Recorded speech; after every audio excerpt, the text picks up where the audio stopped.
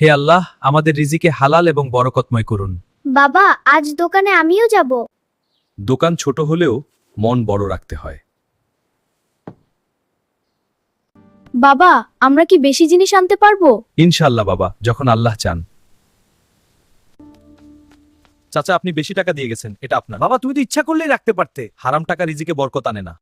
এমন সৎ মানুষ এখন কম, এখান থেকেই কিনব। হে আল্লাহ, সততার কারণে রিজিকে বরকত দিন। বাবা, দোকানটা আজ অনেক সুন্দর। আলহামদুলিল্লাহ, সবই আল্লাহর দয়া। তোমার সততা দেখেই তোমার দোকানে আসি। দোয়া করবেন চাচা। ভাই, তোমার মতো সৎ হতে না পারলে ব্যবসা টেকে না। বাবা, আজ অনেক লাভ হলো। হ্যাঁ বাবা, আল্লাহ দয়া করেছেন। একসাথে কাজ করলে বরকত বাড়ে। হ্যাঁ, পরিবারের একতাই শক্তি। মা, দাম ঠিক আছে? হ্যাঁ মা, খুব সুন্দর করেছো।